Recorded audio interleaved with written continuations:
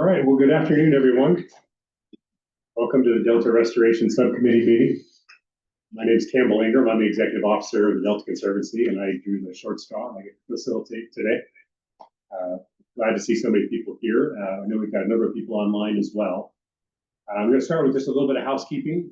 If we are forced to do an evacuation, you need to grab your belongings, walk calmly out of the building, and head over to the park over there, and you'll see people with signs that'll identify where you need to be. Restrooms are down the hall to the right.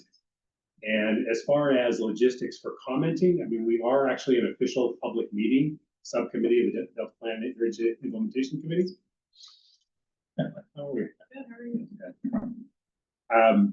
So after each agenda item, we will be doing public comments, but I do just want to encourage people just to engage freely.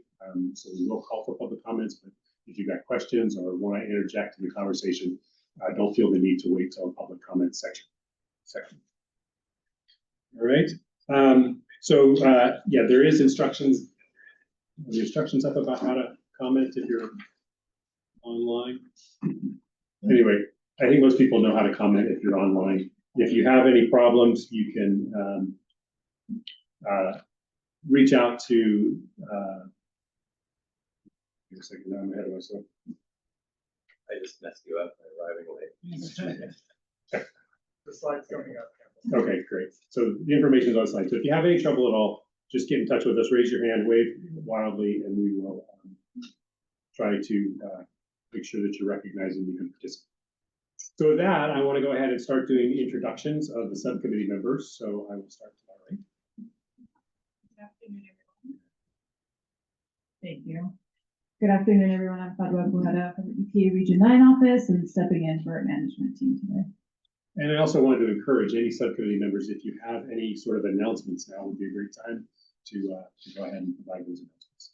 So Jay, do you want to go next? I'm sorry, did you have any announcements? No. Good afternoon, everyone. Jay Ziegler, Delta Water Master. Let's get together with everyone and have any real new announcements. Good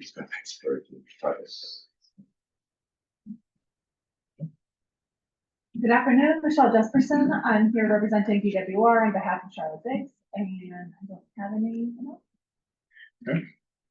Good afternoon, I'm Jeff Henderson. I'm representing the Delta Stewardship Council, and I do have a couple of quick announcements. One regarding a recent UC Davis Environmental Policy and Management Group project that our council staff mentored a team of UC Davis graduate students who prepared a report on climate smart agriculture strategies and alternative revenue streams available to farmers in the Delta that provides a user-friendly catalog of practices for farmers that are focused on cost savings and improved productivity and resilience. And to learn more about this project, you'll find a blog on our Delta Council website. Also wanted to announce the 2025 Adaptive Management Forum will be held on October 14th here at CNRA with a field trip to Lookout Slough on October 15th. Forum presenters and panelists will share lessons across all stages of the adaptive management cycle to showcase successes, gaps, and future needs. The event will feature a series of presentations, panel discussions, and activities connecting participants from across sectors and disciplines. Registration will open soon and we'll be accepting poster sessions. More information is available on the Delta Stewardship Council website. Thanks. Dan. Thanks. Nice to be here. Do I need to push a button? Yeah, turn the little white one, it'll turn green. Yeah, we have a few announcements from the Protection Commission around the interim executive. So the first would be that the commission is meeting later this month to announce my replacement, for which I'm grateful, so I can go back to being retired. And there should be an agenda on our website tomorrow with at least the details of when maybe. Some people are aware that we've done a report about how habitat restoration and flood control projects, as well as the water supply projects, primarily the Delta Tunnel, that affect agricultural lands in the Delta. And we're got that available for public comment now. There's a link on our website and we hope you could get to comment period ends, I think, in early September. Our staff will be reaching out to people whose projects are identified to confirm the acreages. We've always acknowledged these were preliminary numbers. And so we want to make sure we're going back to folks and got the details correct. The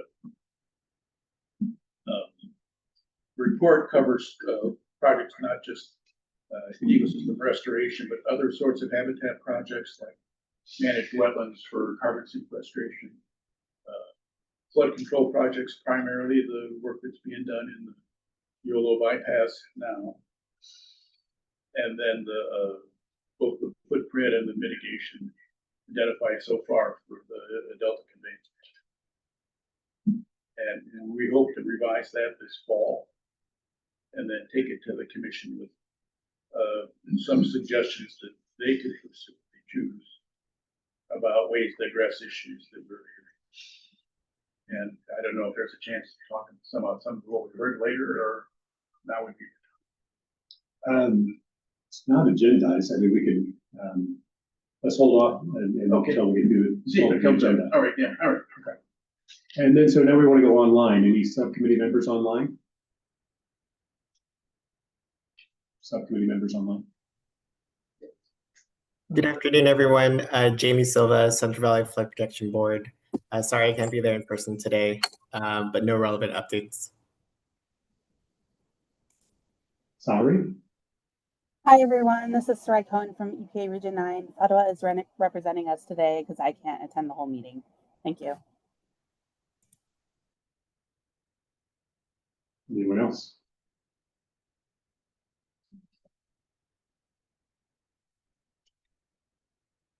Okay. All right. Thank you, everyone. I just want to note for the group that there's about 20 people online as well.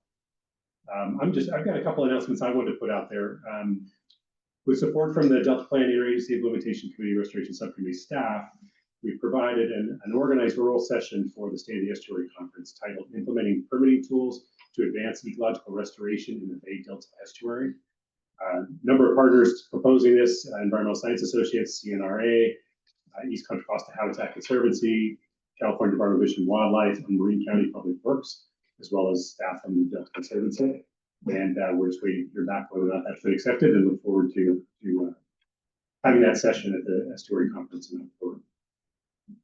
Also wanted to mention that the Restoration Subcommittee has created an information sheet on restoring the Delta's ecosystems, progress and next steps. It's available on the DPIIC website under initiatives. It describes restoration targets for the Delta and Sassoon Marsh and what's been achieved so far. It includes a map of completed, in progress, and planned restoration projects. So it's a nice resource to be able to see everything that's happening in the Delta, past, current, and future. What is that on the Conservancy website? It's actually on the DPIIC website under initiatives. I think we have it. I don't know if we have it linked to ours as well. All right, two more quick announcements. The Delta Interagency Invasive Species team, the DISC team, is going to hold their 6th biennial Delta Invasive Species Symposium on December 4th here in the CNRA building, and there'll be an online option. The theme is modeling and managing invasive species for tomorrow's Delta. Registration is open soon, and the DISC is taking abstracts for short lightning talks until August 29th. So for more information, you can check out our website on deltaconservancy.ca. The last announcement I wanted to make is that we anticipate opening our Proposition 4 solicitation. We had hoped to open it by now. We have about $29 million available for ecosystem restoration, nature-based solutions, and community development. Right now, the legislature has not made final allocations of the funds, and there's also an issue about whether or not this bond is exempt from having the grant guidelines go through the rulemaking process. So our expectation is that the legislature will be dealing with those issues over the course of August, and we hope to be able to open our solicitation in early September. If you've got ideas for any restoration projects, economic development, community development, and or nature-based solution projects that you'd like to share with us or discuss with us in advance, we are always open and available, and look forward to chatting.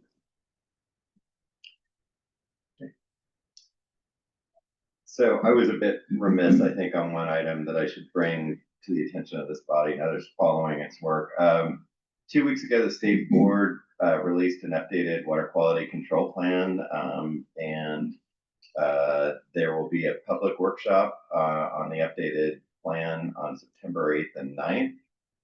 Comments are expected to be into the board before the workshop dates, and so that should be noted. So, and probably as I would identify it, there are 6 major changes in the version that was released 2 weeks ago from the 2024 draft. And I would just highlight those as first. The new draft refines the flows aligned with water rights that are expected and aligned with the Healthy Rivers and Streams program, sometimes referred to the voluntary agreement. And additionally, the new draft has a framework for modifying water rights aligned with new projects if those projects are approved. There's a method for habitat accounting in the new draft. Further criteria on reservoir refill, more aligned with individual watershed formulas rather than a cumulative contribution for flows. And the new draft also defines tribal beneficial uses as part of the plan. And I should note also that the fundamental framework remains the same. There is the Healthy Rivers and Streams program, again, otherwise sometimes referred to as the voluntary agreement, and a regulated pathway. And for those not participating in the regulatory or in the VA framework, there is a proposed flow framework of 35 to 45% of unimpaired flow as a baseline framework for contributions. So, and then I think in particular the habitat accounting, the alignment with habitat accounting flows for those that are tracking the work of DPIIC. Your comments are welcome and appreciated in the process. So thanks for that. Yeah, you do. All right, moving on. I wanted to ask if anybody has any comments or edits regarding the November 2024 or March 2025 Restoration Subcommittee meeting summaries. Seeing none. Okay. All right, seeing none.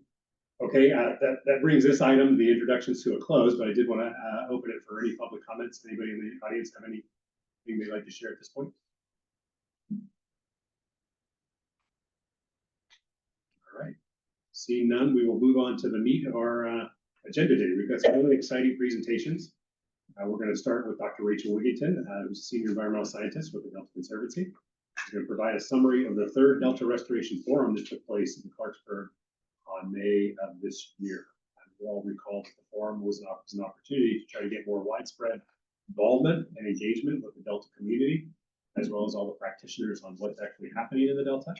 And so we're just going to provide us an overview of the most recent forum.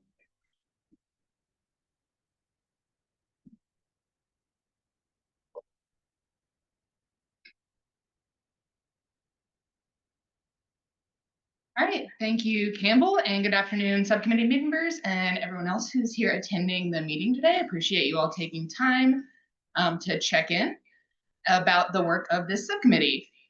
So as Campbell said, my name is Rachel Wigington, and I'm a senior environmental scientist at the Sacramento-San Joaquin Delta Conservancy, and I'm excited to provide a little bit of a recap of the Restoration Forum that took place on May 1st of this year.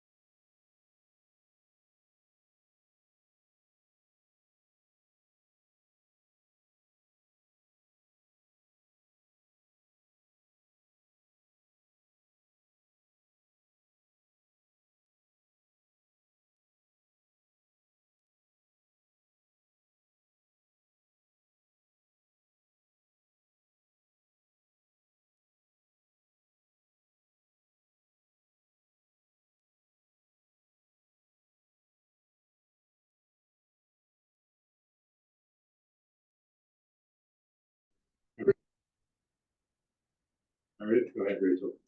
All right, thank you all so much for your patience. We're back and we're ready to go. We're just discussing the May 2025 Delta Restoration Forum, talking about the various presenters that we had at the forum. As a quick recap, this was a open house style format where we had presenters with posters and handouts, and then we had 6 lightning talks to follow that up. So our 21 presenters, which we were really excited to bring together this group, and they covered a wide variety of sectors. So we had consultants that were working on design and research on restoration sites. Special districts and local governments also attended to share about their work. For example, a Metropolitan Water District of Southern California, who you're going to hear a little bit more about that project that was presented at the forum today during this meeting. And we also had several folks from academia and research institutions who were attending to share about their work. In addition, there were several nonprofit and community-based organizations presenting about restoration, but also community engagement in the restoration process. And last, the forum continues to be a really good venue for different state agencies to share about their relevant work advancing restoration in the Delta and Sassoon Marsh. So in an effort to give you a little bit of a flavor of all the different types of projects and programs that we had represented at the May Forum, I'm sharing now the list of lightning talk presenters. So Tom Slater from RD99 discussed the Elk Slough project and some of the connections that this work had with the agriculture in the region. Stuart Siegel from the San Francisco Bay National Estuarine Research Reserve discussed the importance of upland transition zones in both planning and siting tidal wetland restoration projects. Amy Williams from Yolo RCD and Elizabeth Davis from the Solano RCD discussed how the resource conservation districts can partner with the state to implement restoration projects and habitat management projects. Charlotte Biggs from DWR provided an update on the Healthy Rivers and Landscapes program, which has already come up several times today, and also the Lookout Slough Restoration Project.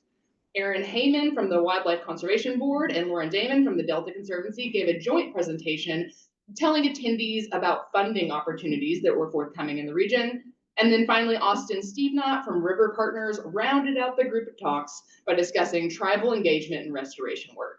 So I think that this variety of topics that was just shown in the lightning talks really gives you a good idea of all the different types of topics that were covered by our 15 other presenters who had posters and handouts. Now, in terms of attendance, we had 63 people attend the May Forum, which is equivalent in attendance to those who came to the November 2023 Forum in the Ride Hotel. Also, similar to the last time, the majority of the attendees were from state agencies or from consultants who are working on restoration in the region. I mean, we did have quite a few folks who are working very locally attend the Delta Restoration Forum. So folks like people representing RDs, RCDs, and community-based organizations. The feedback from this forum was also pretty much in line with the feedback that we'd gotten in November of 2023. Again, attendees really appreciated the opportunity to network.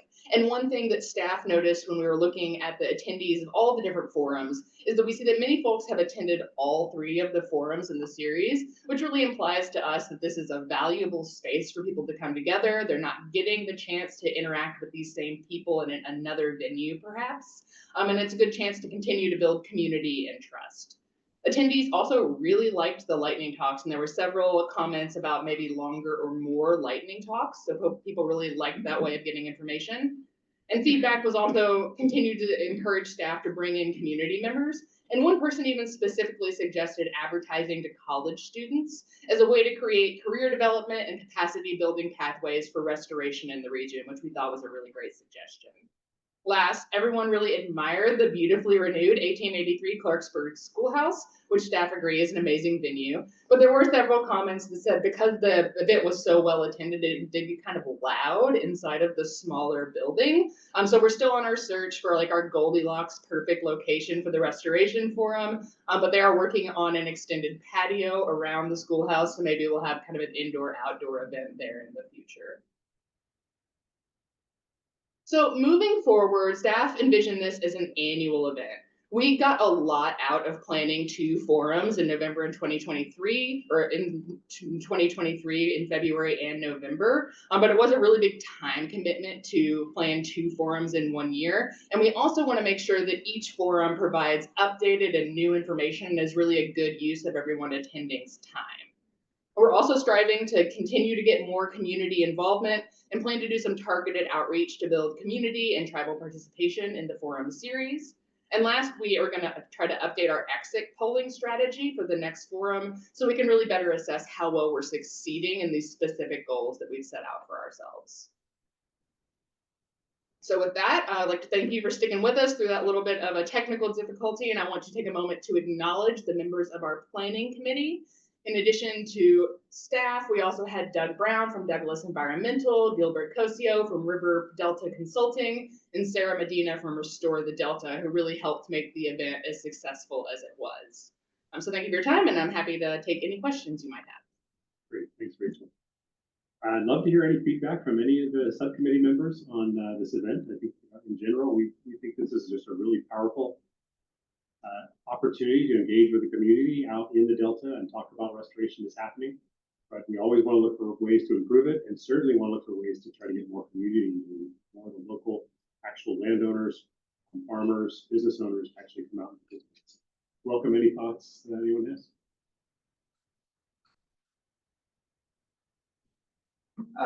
Just wondering, are you thinking of maybe the first week of May? Is there a kind of I feel like there's kind of a de facto Delta calendar out there, and you don't want to trip on other things that are planned. And I'm just wondering, if there was something to kind of give everybody that's working on projects sort of a planning time frame that might be helpful. Okay, I see what you're saying. So to maybe release the date in advance so people can know and have sort of a benchmark if they want to present. Yeah, so we were thinking that May was good timing. It seemed like it was before the folks who are doing field work for restoration projects are really in the thick of it. So good from that perspective, and before it gets too hot. So the idea of like an indoor-outdoor event is still possible. So from that perspective, we were thinking that in that same like spring timeframe would be good. We definitely don't have a specific date on the calendar yet for 2026, but I appreciate that feedback that giving folks like ample advance notice could help us recruit more presenters and attendees. Yeah, Dr. Reed, this is great to hear about this. It's nice people get together that are doing the work. We just held these 2 workshops with people who live in the area for restoration, mostly farmers trying to get their feedback. Few of them had ever been offered the opportunity to hear what the results of projects that were their neighbors were accomplishing. And part of that, I think, is because folks don't feel all that comfortable going to a meeting that's dominated by scientists and agency employees, maybe especially in the middle of the day and in spring when they're busy planting, doing other work in their fields. We wondered whether to complement this, it wouldn't be possible to do more local workshops, listening sessions in areas where restoration is concentrated. The Lookout Slough area, the eastern side of the Olo Vine, down around the Cosumnes Preserve and that stretch. Because then folks who were practically affected by particular projects could come. Some of them hadn't really even interacted with anybody involved in the project since the project was permitted. They felt they knew who they could call if they had a concern, but often that was a person who I knew had retired, So just to give chance for folks to get together in an informal, non-confrontational, here's what we're doing, how's it affecting you, as you would talk to a neighbor, I think would be a really great compliment to this. And then you could build those relationships, maybe working through the reclamation districts that are in the area. And you get to work with a government over there, and yet it's somebody that folks locally are familiar with. I think that would be a really helpful way to spread the information and feedback about what's going on with the restoration. I think that's really excellent feedback, and I think that collaborating on something like that would be really beneficial to everyone. So definitely, I think the observation that people want to come and hear about what's happening near them is very true and something that we've heard. So yeah, thank you for that, and we'll definitely be in touch. Anyone else? Anyone online? All right, well, thank you. Already public comment, I'm sorry. Okay, great. All right, thank you, Rachel. Moving on. All right, next up, we have Jerred Dixon. He's the Director of Conservation Farms and Ranches, and Dr. Sydney Chamberlin, Project Director of Climate and Nature-Based Solutions at the Nature Conservancy. They're going to describe progress in implementing a mosaic of rice and managed wetlands in the Delta and how this approach is being applied on stat land. For being here and thanks, Campbell. And just to check, how do we advance our slides? It's on your white button. Oh, thank you. Okay. Oh, You just say next slide. That's for the mic. okay. There we go. Okay, excellent. Well, I guess we can go to the first slide. Thanks for having us here. So as Campbell said, my name is Sydney Chamberlin. I'm the project director for climate and nature-based solutions at the Nature Conservancy. And here with my colleague. Jerred Dixon, I'm the director of Staten Island, a longtime farmer, 5th generation farmer in the region. Next slide.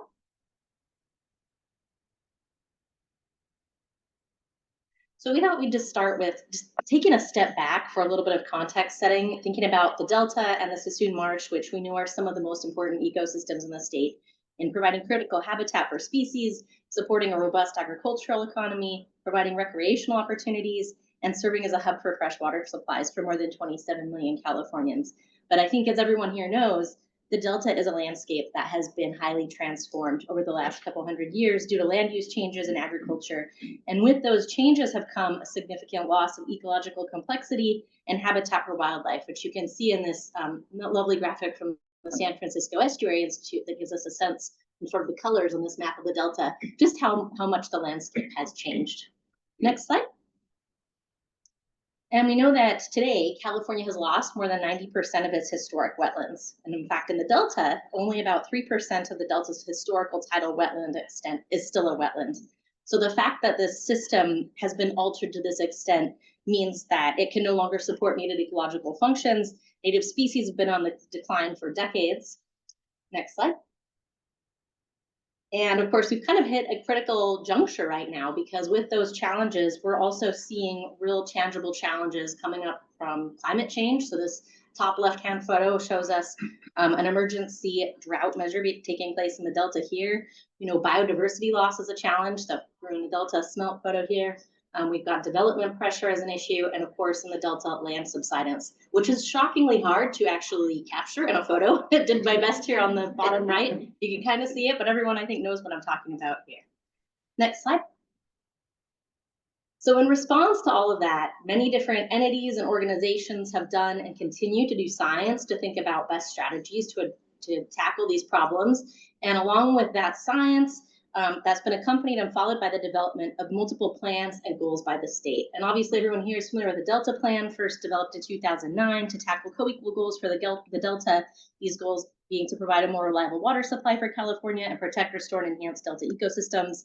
So the first Delta Plan shown here is from 2013. It's been updated in the years since then. And on a parallel track, the state has also been thinking about how to tackle climate change. So every 5 years, the state has adopted a scoping plan, which is its blueprint for tackling climate change. And over the last several of these scoping plans, we've also seen an increase in the awareness of the importance of tackling restoration and our nature-based solutions in order to help the state meet its climate goals. So if we think a little bit more, next slide, about some of these plans. Just digging a little bit into the Delta Plan, we have this chart from the San Francisco Estuary Institute, which obviously is a lot of information here. But just kind of wanted to summarize the scale of what is it that the state has planned to do. So we see on this chart historical acreage compared to Delta Plan targets.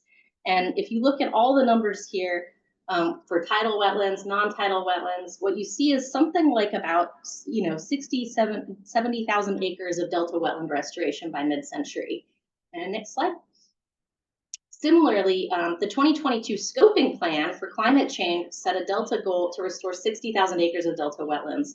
And subsequent legislation, AB 1757, that was passed, culminated in the release of nature-based targets for the state. And those targets, which came out in 2024 and are summarized in this table, also include goals to conserve and restore Delta wetlands. And so if we look together at kind of these collective plans, what we see is that we know we need something on the scale of like 60 to 70,000 acres of wetland restoration in the Delta to meet these various goals. And if we think about why wetlands, well, if we think about that, the Delta is having a lot of organic peat soil, we know that restoring wetlands puts water back on those peat soils. It helps us to stop and hopefully reverse land subsidence, to reduce greenhouse gas emissions from the land, and to help enhance, create, or support habitat for wildlife. And when you think about those benefits you are getting from wetland restoration, what we see is it's not just wetlands that can actually help us with those benefits. Next slide. So we've also got rice as a fantastic solution for the Delta. Yeah, so on Staten Island in 2018, we began conversion. In 2019 was our first year, which was about 354 acres of converted ground, which was mostly planted in corn, to our first crop of rice, which since then, in the last 5 years, we've gone from 354 acres to almost 4,500 acres that's been converted. And in doing so, we've seen a huge uptick in a lot of different things.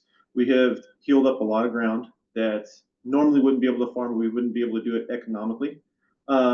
We've also had a huge number of migratory birds that have been using, and we're monitoring that yearly with a full-time biologist on staff and bird techs that are paid for by the farming aspects of and the economics of that. And then the last year or two, we've got a grant through the Delta Conservancy to kind of expand that into the Delta region. Back in 2018-19, there was about 3,000 acres of rice in the Delta. Today, we're pushing that 20,000 acre mark. Pushing further in the near future to that 30 to 50,000 acres. And because of that, we're seeing a huge dramatic increase in not only farmers that are trying to jump on board with us to do these things for economical purposes, but also to understand the importance it is for us to start preserving and saving some of this peat soil that we do have, about 150,000 acres in the Delta region. So we're kind of hitting the multi benefits of cropping with still being able to farm ground, protecting our islands and levee systems, and also doing, the farming to the habitat restoration portion of that. So if we go to the next slide, we'll give you a better sense of where we're doing this work on the ground. Here we've got a map that shows us the Delta located in California. And then inside that Delta map, you can see the little green outline. That is the Staten Island Preserves. So Staten Island, a 9,200 acre full production farm. It's owned by the Nature Conservancy, which acquired it in 2001. Initially interested in the property because of its location along the Pacific Flyway and the fact that a lot of the grains being grown in this region were important for thinking about wildlife-friendly agriculture. Next slide. But if you take this map of the Delta, and you can still see Staten Island here, and you overlay that looking at soil organic matter, which also correlates really well with subsidence, you can see that we have quite a lot of peat soil in this area. And so as the Nature Conservancy and Conservation Farms and Ranches started to think about tackling wildlife-friendly agriculture on Staten Island, we realized there was also an opportunity to be tackling climate change and land subsidence by looking at these organic soils. Next slide. So Jerred mentioned this, but if you look at the complete operation of what we're doing at Staten Island, we have roughly 5,000, a little bit more than 5,000 acres of a rice and wetland mosaic that's in play right now. So 4,100 acres roughly of rice that we started to convert from corn in 2019 and finished in 2023. That's illustrated in this map as sort of the light shaded green region. And then if you look on the lower southeast corner of Staten Island, which happens to be an area we think at most risk for future subsidence, we're planning about 1,000 acres of wetland restoration using funding from the California Department of Fish and Wildlife and the Delta Conservancy. Now, Staten Island is really interesting. The Nature Conservancy, we're a large organization. We have 13 different preserves across California spanning 640,000 acres of land. We really view our preserves as living laboratories where we can test out science, we can road test different solutions, figuring out what does and doesn't work. And Staten Island is maybe one of the very best examples of that. Our goal here has always been not just to implement solutions and demonstrate them, but to think about how can we figure out how to make them economically viable? How can we figure out how to make them scalable so that these solutions can be robust on a larger scale? And so that's been our goal at Staten Island. Next slide. Just to recap some of the key project benefits we're getting here. We're reducing greenhouse gas emissions. We know that drained peat soils are sort of like a chimney of greenhouse gases. So as we cover those peat soils with water from rice cultivation and with our wetland restoration, we're going to reduce those greenhouse gas emissions and increase opportunities to build sequestration. We're going to stop and hopefully reverse land subsidence, create and enhance high quality habitat for wildlife. We're really thinking a lot about birds, and we're also improving the quality of water that's leaving Staten Island. Next slide. Just to give you a sense of where we are in terms of the project now. So we're really done with the rice. And like Jerred said, we're at the point now thinking of Staten again as this living laboratory of exporting knowledge, thinking about how we take these solutions that we've road tested with rice and start to scale them in the Delta. And with wetlands, we're getting there. So in 2023, we received funding from the Delta Conservancy to implement the first phase of wetland construction at Staten Island.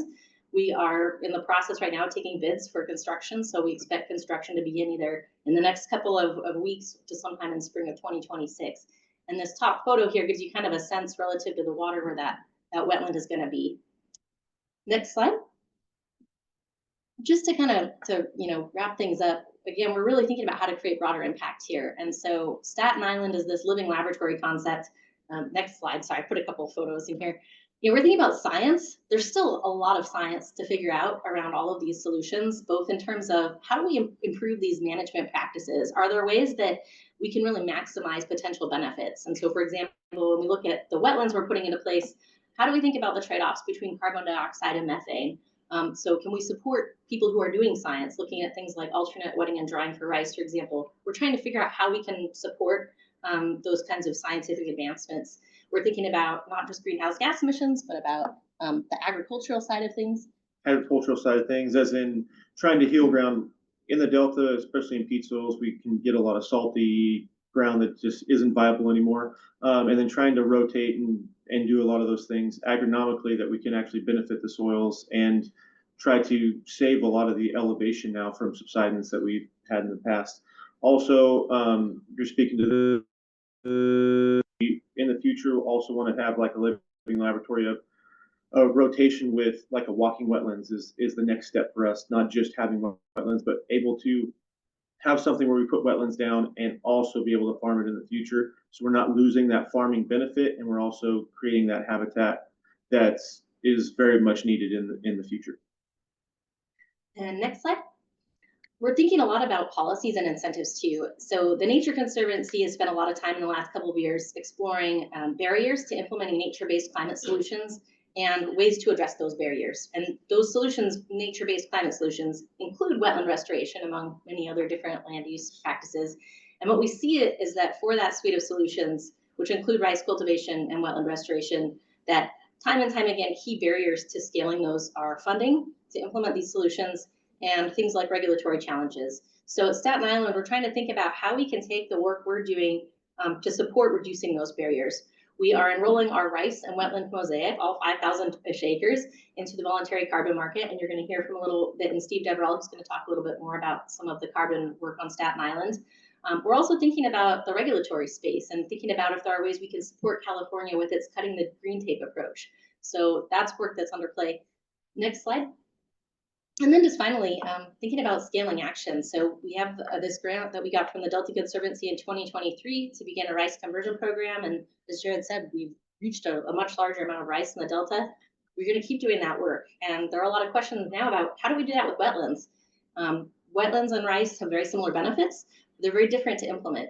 And so there are a lot of challenges in thinking if we go back to those goals that we highlighted on the first couple of slides, 60,000 acres, 70,000 acres of wetland restoration is a very large number. And if we want to hit that number, we're going to have to think about how we scale action. So that's something that's at the forefront of our minds moving forward. Thanks, and we're happy to take any questions you might have. Great, well, thank you so much. I just want to say thank you to the Nature Conservancy, Conservation Farms and Ranches for being such leaders in this space, demonstrating how we can take whole islands in the Delta that are deeply subsided and manage them in different ways.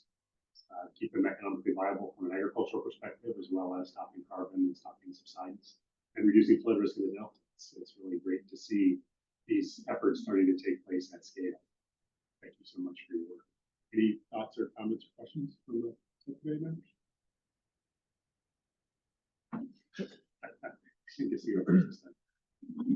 I'm really glad you guys are doing this work. You know, I think you probably saw, in fact, you had a slide that showed the article that our staff researched and posted about the prospects of rice in the Delta. What caught our eye, it was not knowing what y'all were funding, but an annual or periodic report we do about changes in the socioeconomic conditions in the Delta. One of those pages talked about what's going on in agriculture, and it showed that the acreage of rice had doubled and tripled during the reporting period. That caught my eye. I was like, well, what's going on here? You know, so we detached our public information officer to find out. That led us to Jerred. That led us to the story. One of the things that was interesting about her report was that she's a waterfowler. She's done a lot of work for Ducks Unlimited and Cal Waterfowl. So she was really impressed with the success that they've had upward with rice production and being able to discharge rice water loaded with zooplankton in ways that benefits down migrating juvenile fish. And I think it would be wonderful if you guys could examine some of those opportunities in the Delta too. You know, it would be a dance to figure out the timing and the discharge locations that made sense. But if we could find a way to do that, then rice would really have many of the same benefits that a tidal marsh does. And I think you'd find more success in getting towards those pretty ambitious, and from the point of view of Delta agriculture, scary targets for marsh restoration in the Delta. If we could find a way to have rice be a companion to, and a substitute for some of these functional equivalent of tidal marshes. That would be the total somehow. We started back in 2022-23 with Cal Trout, working with the exact same thing and pumping water back at the opportune times back into the river. I don't know if they've had a retirement or something we kind of last touched in the last year or so. We've had some changes in our biology department in the last couple of years, but I got an email in the last few years, like months, that trying to get it back on track. So it has definitely been on kind of like the back of our mind. Now that we've kind of implemented all of these things and we're getting to the end stages of conversion, that we're going to start really pushing forward on that living laboratory and trying all the suite of new things to go. I think we'll hear more about that in our next presentations as well.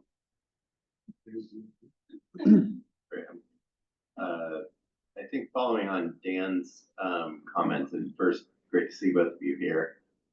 Lots of good memories working together. I am, and I want to note an appreciation, and Steve's behind in on the carbon budget side, but also just on the Delta water budget investment that TNC has made and your tailwater monitoring to help us really get to deeper understanding of the interrelationship between use of water and carbon outputs and sustainability in the Delta. So I look forward to TNC's continued involvement in that space. And it's definitely welcome, and you're good leading NGO voice in that space. I'm also curious to Dan's point on thinking about kind of sub-regional targets in the Delta. I mean, in my role, it's become increasingly clear that our habitat objectives in the South Delta may not be realistic, and in fact may produce habitat outcomes that are not really achieving intended results. And so a lot of my focus in the last year and in the next 2 years I'm here is going to be really thinking about the kinds of monitoring we need to do aligned with particular habitat outcomes we're trying to achieve. And so just appreciate your continued input, GIS mapping tools, everything that TNC can bring to the table. So I hope that you continue to be involved in that. And I think, Jerred, my question really would be for you in thinking about, what's a realistic target for rice conversion in maybe by 2030 and 2035. And it seems like there's a lot of interest all around the Delta in this. And I'm just curious what kind of pace you think maybe we might have looking in the near-term future around the Delta and achieving that bigger goal. Sustainably, I would like to get to that 30,000 acre mark minimum, because at 30,000 acres, I can have 2 million sacks of rice in the Delta that I can start to market as its own standalone crop in the Delta. I would like to see it to get to that 30 to 50,000 acre mark where we can just consistently have every single year, because we have the water and we have the consistency that we don't have fluctuating markets anymore, like the North Delta or the North Sac Valley has. We have 500 to 550,000 acres, and on a drought year, we can be 300,000 acres short of rice and habitat that migratory birds really, really need. If we can get a little bit of that in the Delta, where we can get 50,000 acres that are consistent, I can see it beneficial for the agronomic side of it, and just for domestically, and then also for migratory birds. And then all the added benefits, secondary benefits with carbon and subsidence reversal and all of those things that go along with that. Do you want to hazard a guess as to the timeline that we can get to that 20? Depends on how much money we have. I'll work together on getting more money. We, like I said, in the last 5 years, we've gone from 3,000 to 20,000 acres. And I mean, it can go as fast or as slow as we really want it to go. There's a lot of interest into it. If we can just give a little more push or a little more consistency, it helps a lot. But money does help. All right, the other subcommittee guys? Michelle. We might be getting to this, but I was on the living laboratory side of the story. I was just wondering if you could speak more to the kind of nuts and bolts, like what infrastructure you have out there to support monitoring and evaluating, you know, your progress and collecting metrics to describe and how you're meeting your outcomes, your desired outcomes. Just want to say, I know part of. I don't want to step on his feet. Just tell Steve to step in. So we have a couple of eddy covariance towers out on site. So we're monitoring greenhouse gas emissions, and Steve Deverell is probably going to talk about that in his presentation. But we're looking at, you know, we have continuous and ongoing measurements, basically, of greenhouse gas emissions, of land subsidence. As Jerred mentioned, there's a full-time biologist on site, and we've also got people who are coming out and doing bird counts. So we have baseline monitoring that was funded in part by the California Department of Fish and Wildlife. That started in 2019 and basically gave us a very solid baseline built on former work. And we've continued to do that monitoring, and it's happening on an ongoing basis. And are those costs built into your project budget, like when you're seeking these grants? Because I know this is some of them are. I think part of the project can be. You know, one of the challenges in particular funding any kind of nature-based solution, whether it's rice or wetlands, is that you can often get funding for implementation, but a lot of the time that funding can't cover ongoing monitoring and maintenance. That's where really the benefit of Staten as a full production farm comes in. So we end up paying for a lot of work through the sale of crops, but we do try to build in at least monitoring through implementation where we can. we also have those eddy covariance towers out on the construction of conversions of rice outside of Staten as well from the Delta Conservancy. So that was all built in as well. So are you guys doing the data analysis from the towers, or are you? We contract. I'm not that smart. Any other comments from subcommittee members? I had a quick question. Where does rice stack up relative to other crop types in the Delta? I mean, I'm gathering we're in a better position today than we were several years ago. Does that trend look to be continuing? The various choices that one makes when determining which crops to invest in. Economically? With the labor shortage and everything that we have today, and the price of labor, it's a lot less labor intensive, especially through the summer months. And on good years, you actually do make a lot more money on the rice side than you do. It's a lot more costly in the beginning. The upfront cost is what the barrier is to get into the game kind of growing rice. But once you're invested into it and fully invested, it's actually very economical just to keep going. I mean, they've been doing it in the North Valley for 100 years. One, they can't really grow too many other crops because it's not the best ground. But the added benefit for us in the Delta is we get to keep farming for generations and generations. And corn farming that we, see in a rotation, it's fine. But with different crops, they're just mining the soil year after year after year, and we're losing elevation, which puts more pressure on all of our levee systems, which at some point is going to be too expensive to uphold. So in the long run, something that wets the soil is always better. All right. Any comments online? No comments on this. Anything else in the room? Tom? Yeah, I think Jerred certainly knows it, but I think where Jeff is going with.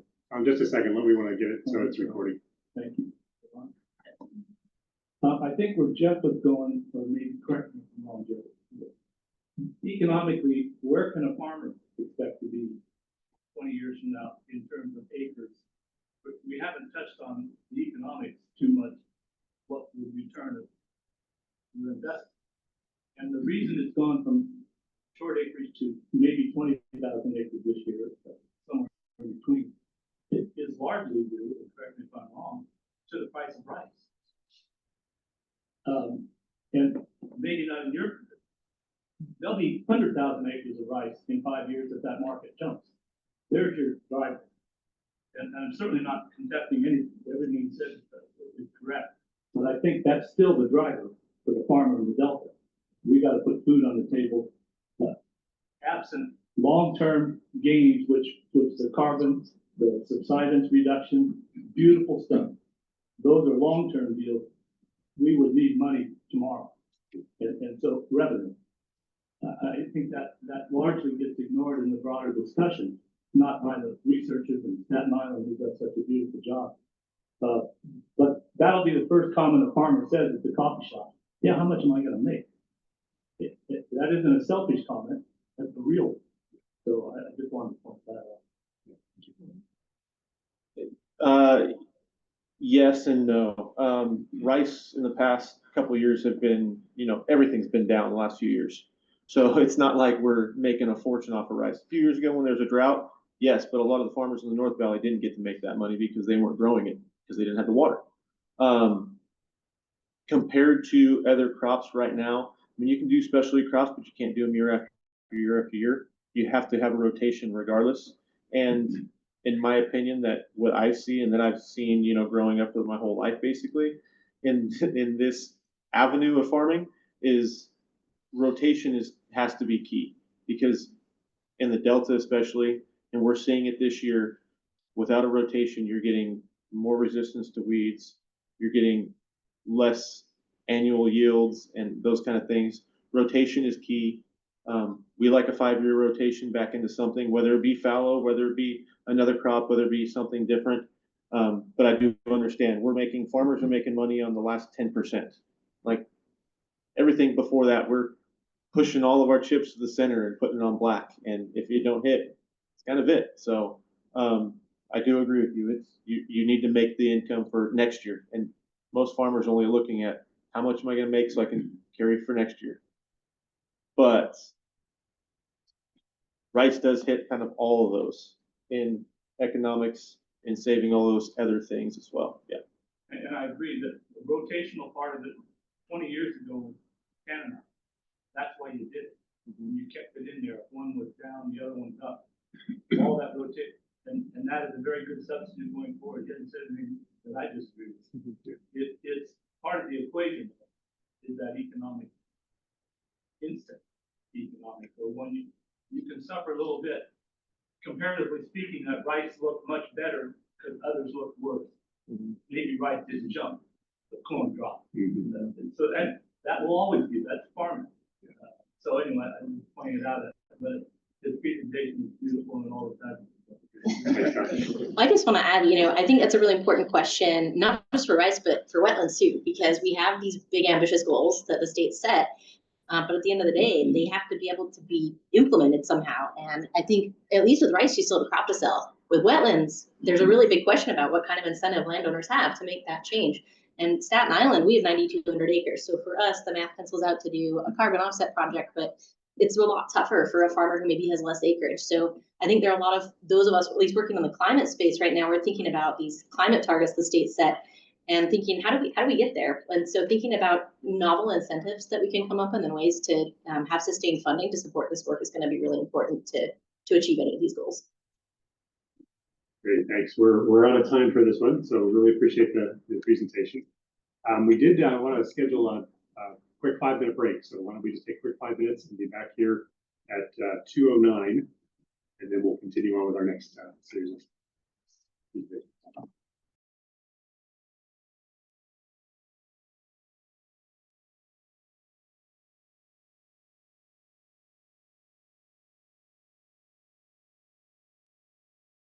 We'll have opportunities for questions and comments in between each presentation.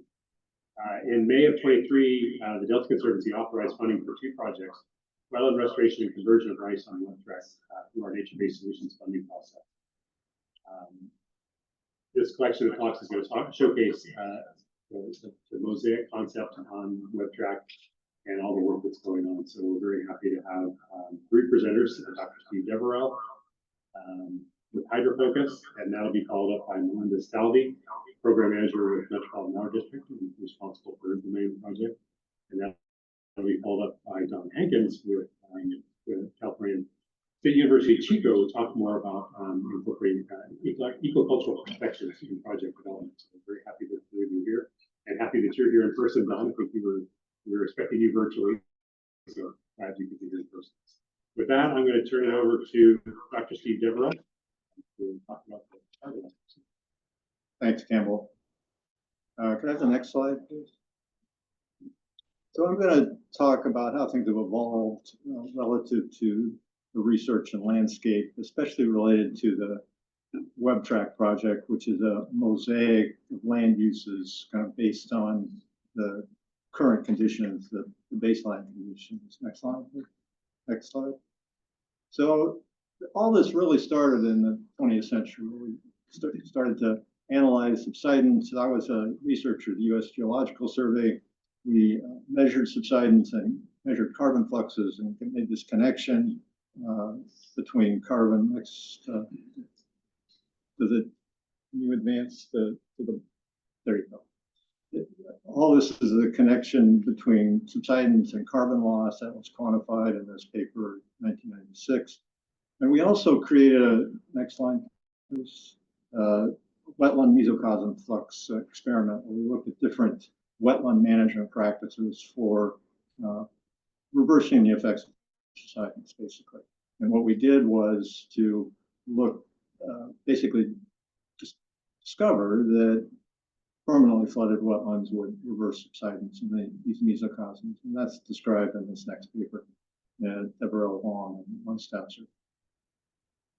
And so that led to the next bullet, which is the pilot project, the pilot wetland that was created on Twitchell Island. This is Twitchell Island. Sydney mentioned that it's kind of hard to show subsidence, but you can imagine yourself standing on Twitchell Island here, looking up at the San Joaquin River ship channel and a ship going by, so you're below the bottom of the boat. So that might give you an idea what subsidence is like. But getting on to the next slide, in this pilot wetland, we created it based on the results from that mesocosm study, and it was flooded in 1997. We've done a lot of research out there since then. The USGS has, the UC Berkeley, we've done measurements as well. But one of the key issues here, and Don can relate to this, I think, is that it creates a lot of dead biomass that prevents the greening of the wetland in the fall and the spring. And so that's an issue with these wetlands, these managed wetlands, that create a lot of biomass that impedes the nascent growth. One of the other things we did was measure elevation changes. Next slide, please. That showed about 3 centimeters per year of accretion over time, over the long term, 20 years. But it ranged from 3 to 9 centimeters per year. So we have pretty good evidence that these wetlands accrete over the long term. One of the other things we learned from the mesocosm experiments was that reverse flooded wetlands, which are basically flooded during the warmest time of the year, are net carbon or carbon neutral situation, which spurred in my mind at the time that rice would be a reasonable alternate land use for stopping subsidence. Next slide, please. And so moving into the 21st century, a lot of work was done with eddy covariance, flux measurements. UC Berkeley in particular, we measured elevation change in the rice that was planted on Twitchell Island. And a lot of that's reported in the citations I have. The first bullet, please, is that rice was a net CO2 sink initially based on the Tall and others paper, but later with subsequent measurements became a small net source. With our eddy covariance tower data on statin, we've learned that it is pretty much a carbon neutral situation. Next bullet, please. Rice stop subsidence, that's described in this Deverell and others 2016 paper. We also talk about the subcalc model that we developed that estimates baseline carbon emissions in the delta that are caused by subsidence. We have these organic soils, and that's really stopping those emissions is really the benefit of rice and wetlands in the delta. We stop the baseline emission. Next bullet. And wetland net emissions reductions is a consequence of the stopping of this subsidence. Next slide, please. So 2011, TNC asked us to do a sustainability analysis on Staten Island. And this is really where the mosaic concept started. We went out there and estimated subsidence over the long term. We collected data on the soils and such.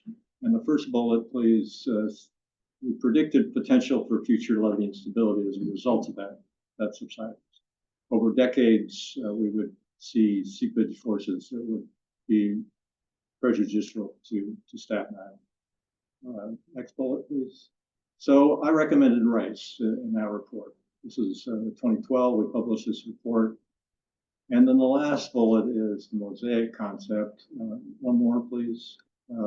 Which is shown here, really evolved out of the idea that there are varying subsidence rates and varying soil organic matter contents throughout the delta, but in particular in Staten Island, served well to show that the subsidence in the southern part of this 9,200 acre island was much greater than it was in the northern part. So it became a conversation to really prioritize those parts of the island that would benefit most from conversion to rice and or wetlands. And so the next slide, please. This is a slide that I put in the report, and I want to follow up on this a little bit. But what I said was it greatly reduces the need for deepening drainage ditches, reduces the threat to levee stability, and reduces hydraulic gradients and seepage hydraulic force in levee. And so for the next slide, I'd like to just follow up on that topic just a little bit. In this right-hand diagram, we see really what it looked like back in the early 1900s in terms of the peat blanket overlying the underlying silty sand and sands that are under the underlying aquifer in the delta.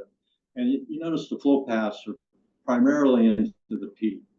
Now you take that peat blanket away through subsidence, the flow paths are through the levee, but they're also under the levee too.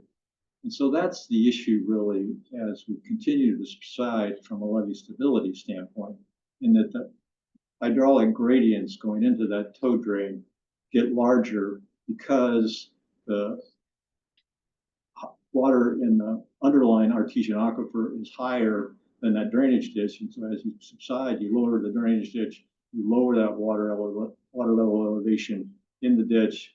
And so that exit gradient increases over time.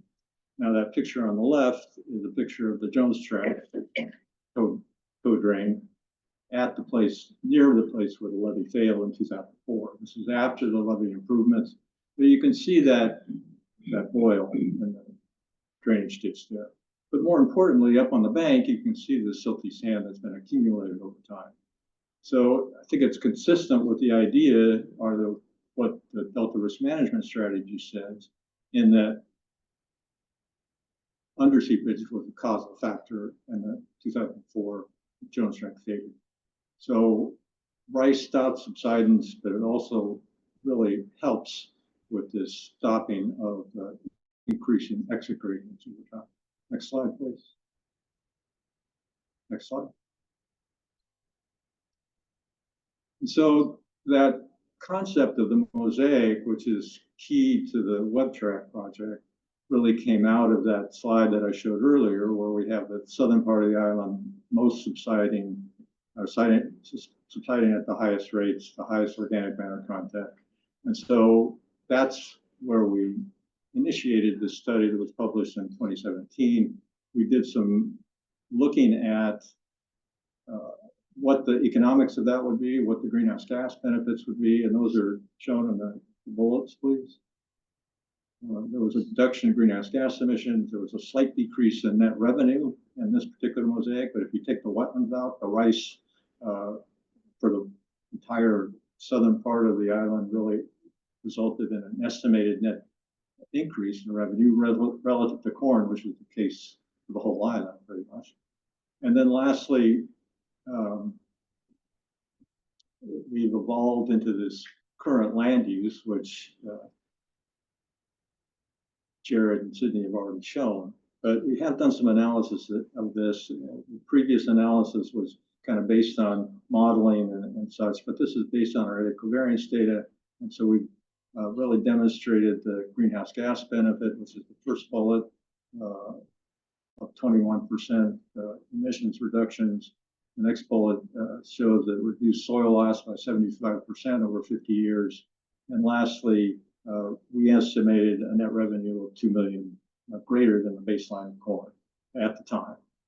As we've already heard, things vary over time, but this was an analysis we've done that was part of the SFEI report, but it's also part of a journal article we just submitted to San Francisco Estuary and Watershed Science. So that's kind of the mosaic concept and how it evolved. Next slide, please. I want to talk a little bit about the greenhouse gas benefits and how that fits into the carbon market.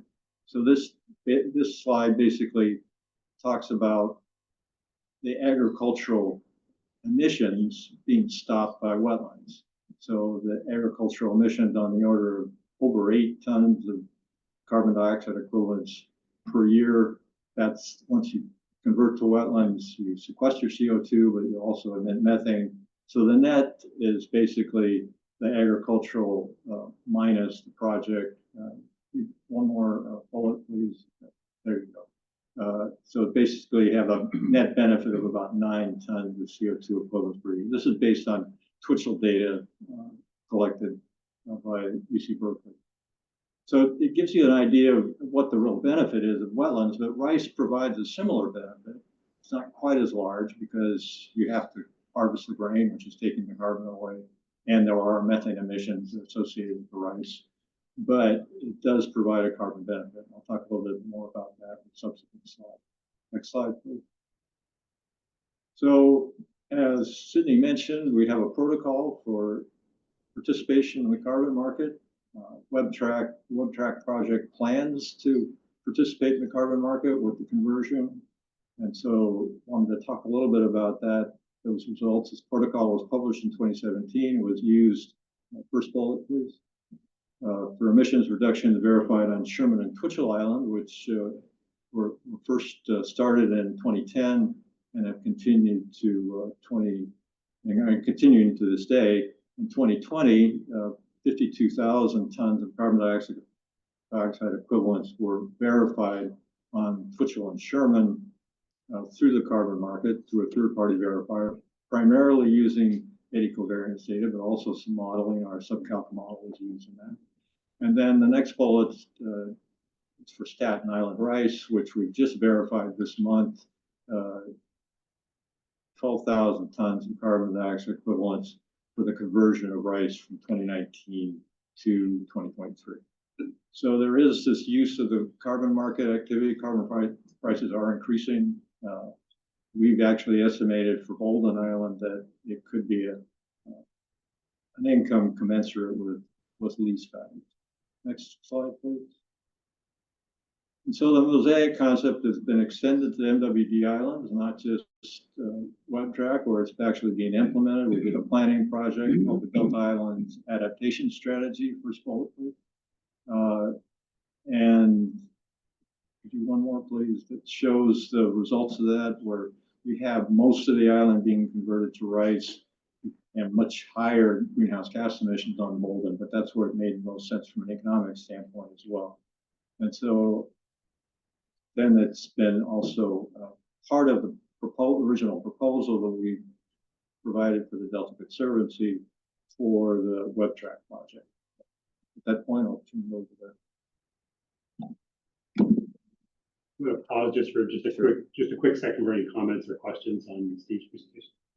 We're running a little bit behind, but go ahead. Since Steve's talking to the work on Twitchell and in terms of like the current state, DPIIC just went through a second phase of verifying credits, and we were anticipating another 60,000 credits through our most recent. It's supposed to be every 5 years to verify, and we added some additional wetlands that are within that area, so we can count them under the protocol. Great. Just a little update on the numbers. And understand actively looking at how you might actually sell some of those credits to start to establish a price point. Yes, we can speak to that maybe a little bit after the presentation. Yep.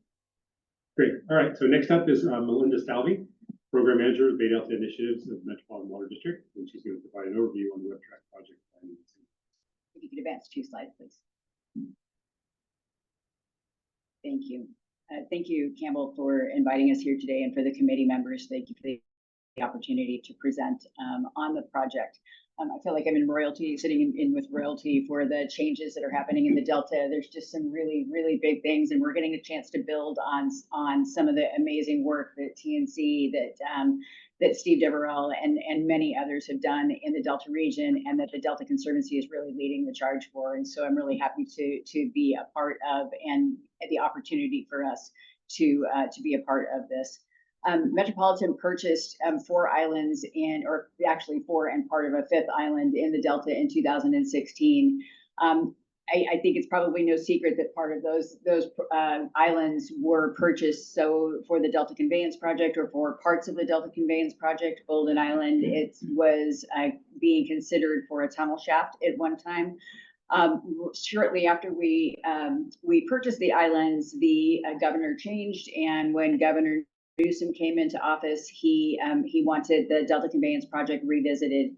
And when they started doing the redesign on the Delta Conveyance Project, it was clear that it was not going to be going through the Delta any longer. And so we had to start reimagining what we could do with these islands in the Delta. And so really building on the work that Steve had done and others had done in the Delta, looking at what could we possibly do that could affect the region, and how could we do things that would ensure that we could get enough economic viability to maintain the islands.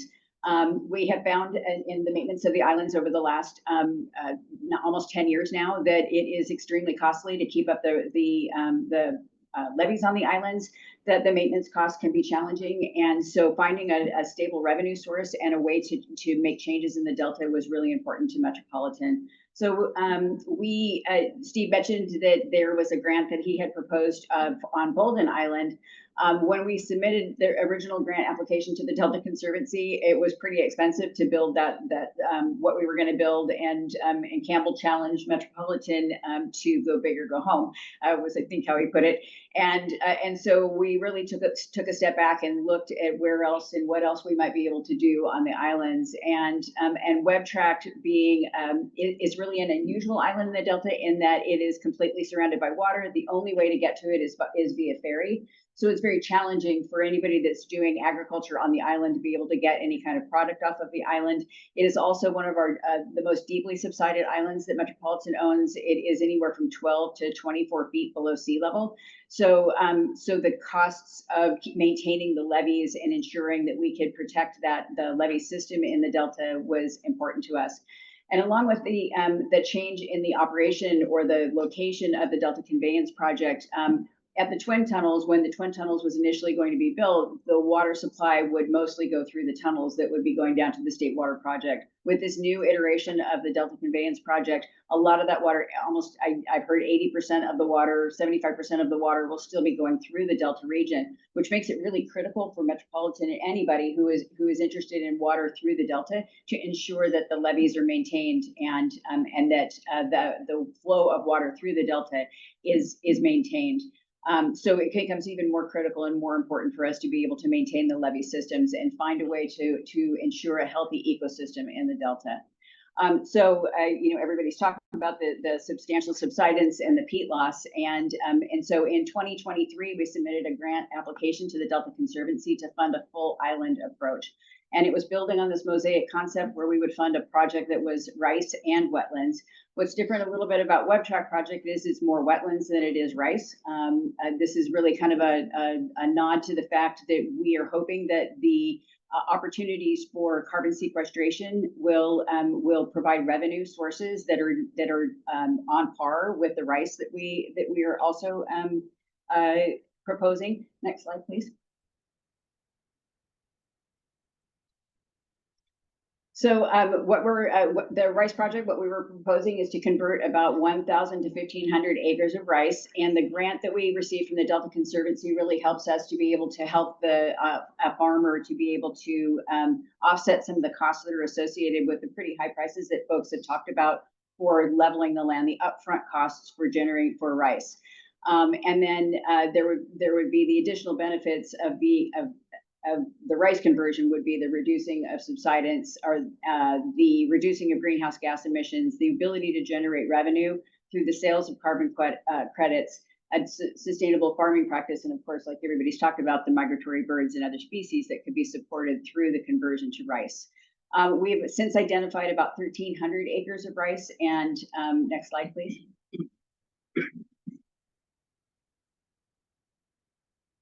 We identified about 1,300 acres of rice that can be farmed on Webb Tract currently, or at least it was the best land that we could find for rice.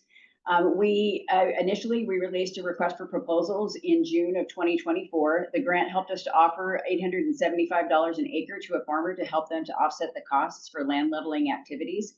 What we got was one proposal, which was not, which we considered unresponsive because it was no way for Metropolitan to be able to make enough money for us to be able to even support the activities that would have even minimum activities on the island.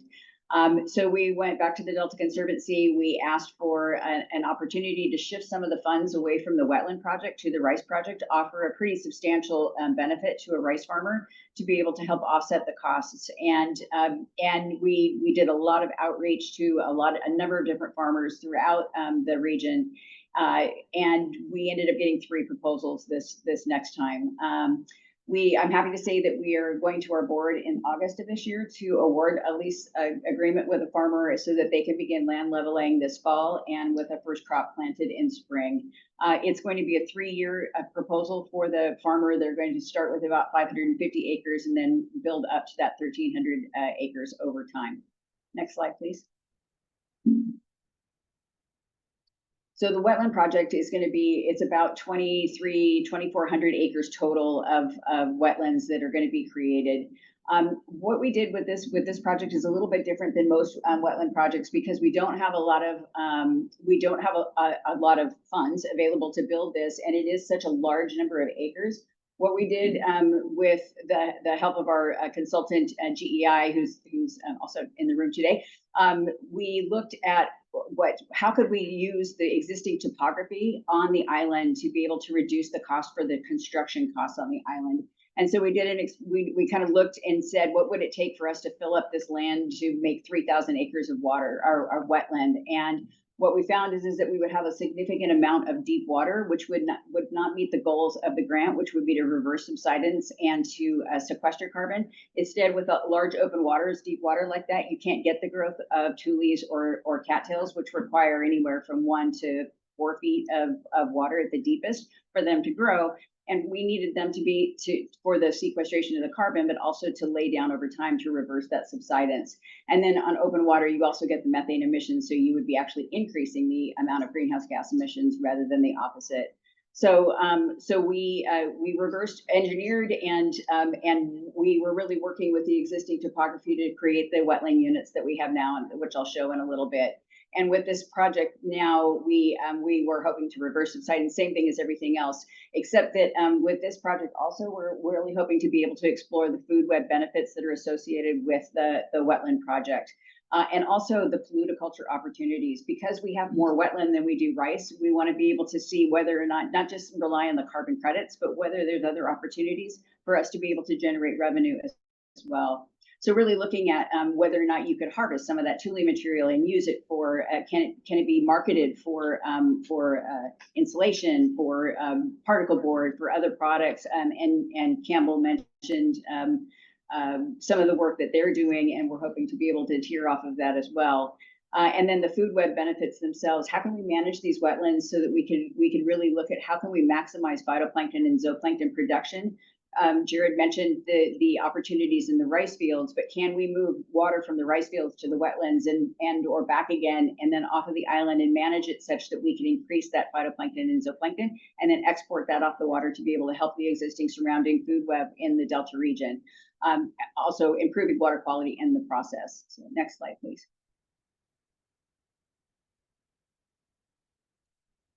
So this is our a kind of a schematic of the project itself. Everything you see in gray are the rice fields where we'll be where the farmers will be producing rice, and everything else is the wetland. You can see the varying depths throughout this project. So you can see that there's a lot of varying topography. How we've been able to reduce the costs associated with the wetland construction is by using the existing topography, the high ground. Anything you don't see in colored area is a higher ground, and we're essentially using that as our berms, or the way for us to hold the water in. And so we have to do less earth moving and reducing the cost of the construction for the project in general. We have 5 units now. They're wetland management units, and they're actually built so that we have smaller berms in them, such that we can hold that water in.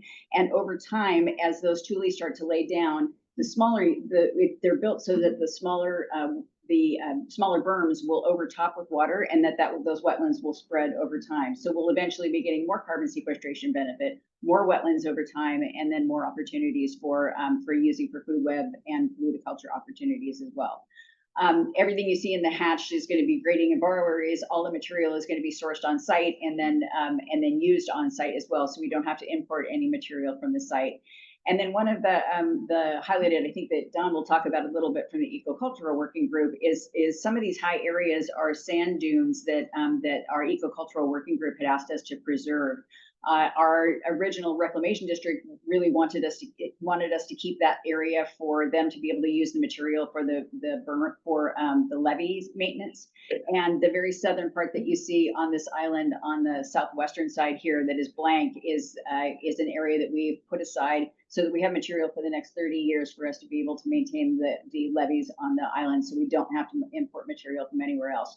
Eventually that will fill in and become wetlands over time, over many years in the future. But for now, we're able to preserve some of the things that we preserve some of the other habitat and existing habitat that's been identified through our ecocultural working group. And next slide, please. So some of the issues that we were really trying to deal with was how do you build such a large wetland next to a rice farm? And so just some of the design considerations are ensuring that we'll be able to maintain water that stays in the wetlands and not in the rice fields and affect the rice growing. There was a recent, the Delta Protection Commission had done a group of talks recently, and that was some of the things that we heard from farmers was concern about whether or not some of those wetlands would actually bleed into existing agricultural lands around there. And so this is really like one of the issues that we're going to have on this island as well, and that we had to deal with. Looking at how we can prioritize early inundation, and then one of the biggest challenges is because this is surrounded by water, is getting construction equipment to the island so that we can get this built as quickly as possible. Next slide, please. And this just gives just acreage over time. I mentioned that we're starting with smaller units with lower berm sizes. So that we'll start with it's about 2,400 acres of initial acreage. Within the whole wetland management units, which is upland and habitats and all, it's 2,800 acres to start. But over time, we're going to see that grow and have more wetlands over time. And then looking to reverse subsidence after 15 years of hopefully 1.5 feet in those wetland areas. Next slide. Steve mentioned the GHG measurements on the island. We're measuring all of these, the carbon dioxide flux, temperature, and groundwater, so that we have 2 eddy covariance towers on the island now, one for the rice fields and one for the wetlands. They are collecting background data so that we have the data. Once we flood the fields and build the wetlands, we'll be able to generate the carbon credits. And so we'll use that data to show the difference in the carbon fluxes on the island. Next slide, please. And these are some of the estimated greenhouse gas emissions. This is some work that Steve did at HydroFocus, estimating the amount of annual emissions that we think that we can get between the wetlands and the rice once those are built and up and running. And with the carbon market the way that it is, with DWR starting to hopefully get their carbon credits to market, and Staten Island and others in the area starting to actually get these carbon credits to market, we're really hoping to see that these carbon credits could then go from a voluntary market to a regulatory market, which increases the value and the price of them substantially, and will actually help farmers to generate revenue in a different source when they're building these rice fields and or wetlands. Next slide. Rushing through. Sorry. We are in the permitting phase right now. Next slide, please. We're currently at 90% design, and we're in the permitting phase right now. We just recently received a statutory exemption for a restoration project, so our CEQA is complete for the project. We're hoping to go out to bid in the late of 2025, the fourth quarter in 2025, and then begin construction in the spring. Of course, all dependent on the permits that we would receive.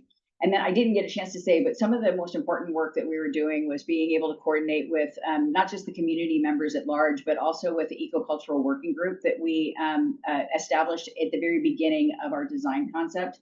We reached out to Don, who's going to talk a little bit about that process, but we reached out to them early on, and instead of bringing it in, I come from environmental, where you normally would bring the tribes in after you've already designed the project. We brought them in early on so that they could help us to inform the project itself and then the long-term management. And so, sorry that I talked so long, and I'll turn that over to Don.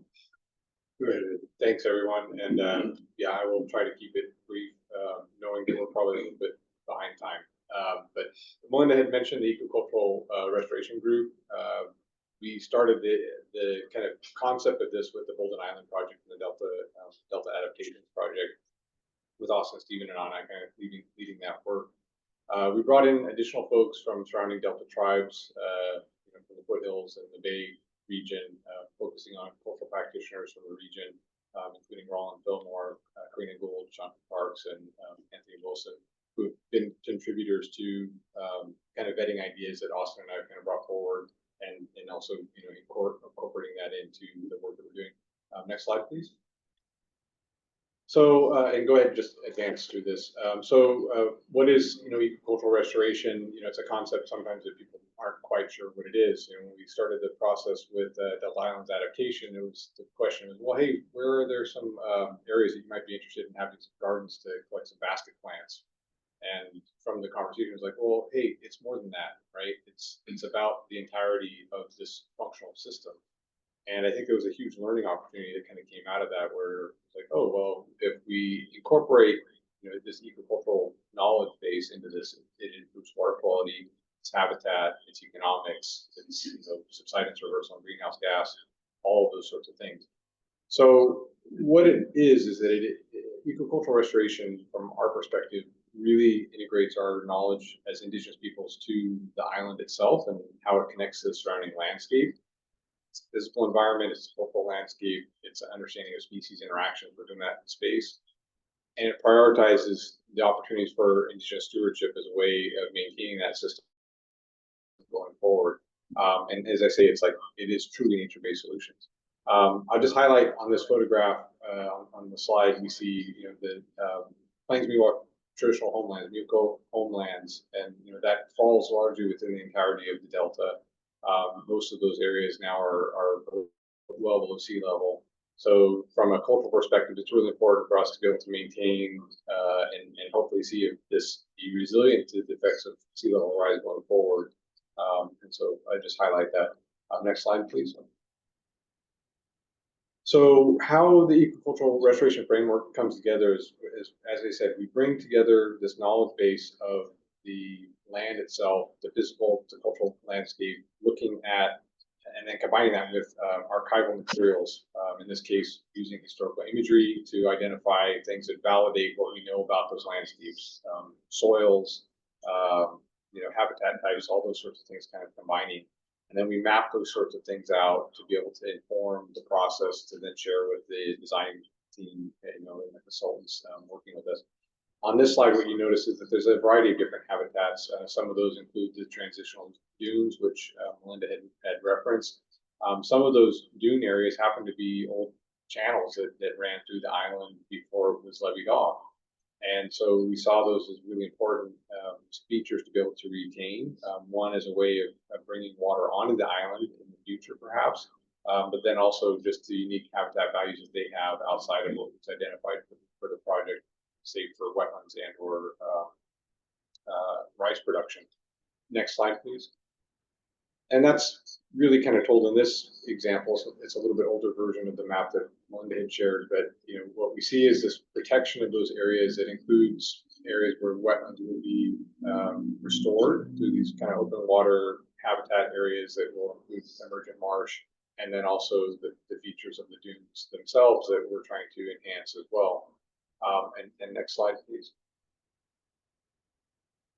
And ultimately, this gets to the opportunities around once these features are brought into this landscape is then how we can go about stewarding them. And that feature of being able to steward for carbon sequestration and the holistic benefits of biodiversity stewardship and those sorts of things all ultimately come out of this.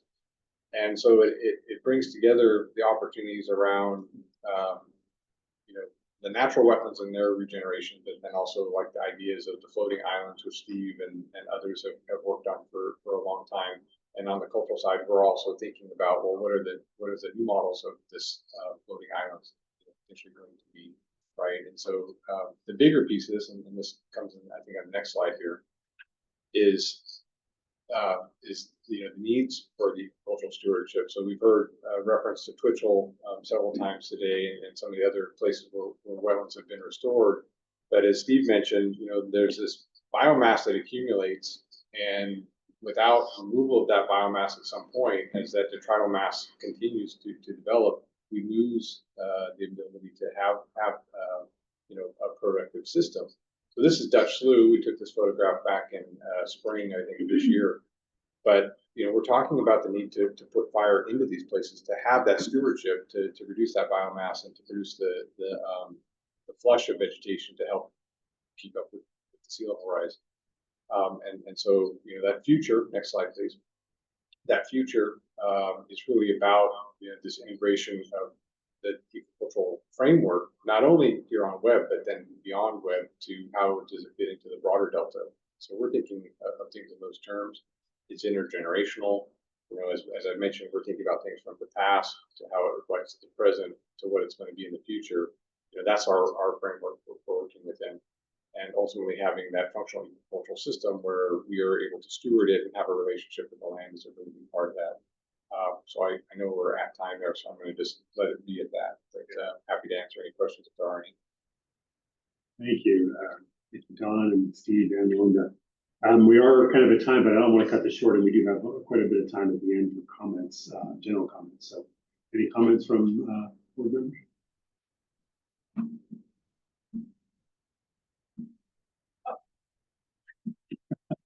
I guess I would just offer, DWR's been supporting a lot of this work through the wetlands that we've built on Sherman and Twitchell Island, and it might be, appropriate for us to present sort of a status update on where some of these wetlands are at, and talk a little bit more about, some of our recent efforts, the additional verification of carbon credits, our analysis and internal deliberation and figuring out how we can try to get some of these carbon credits to market and to help support, advancing that. So just offer, we're happy to come at a later date and talk about, kind of where things are at with DWR's efforts, and also noting that, my colleague Tyler Anthony is really leading the charge on some of this carbon credit work, and he will be presenting at the Adaptive Management Forum on our sequestration efforts and subsidence reversal project. Yeah, thank you, Michelle. That sounds great. And, the next meeting, I think you'll have been further down the road too, and we've had some really interesting things to report. Okay. Yeah, I think great panel discussion here. I think a lot of food for thought. I go back to one of the issues that Jerred raised, is that in many ways our limitation on innovation in the Delta is revenue based, and thinking we got to develop more revenue streams. I'm curious, Steve in particular, if you thought about with the unique geology of the Delta, how we might actually, as folks around the Delta look at carbon capture and storage projects, how we might develop a revenue stream to support sustainability, along with the need for maintenance activity, levee investments, dredging in the Delta. And I feel like that's an overdue discussion, and how we put these objectives together to get to sustainability in the Delta. Yeah, that's a really good point, Jay. You hear me? Is the light on? It was on. Okay. Oh, the volume was down. We did in the Delta Islands Adaptation Strategy project. We looked extensively into carbon capture storage and the possibility of that. And I think the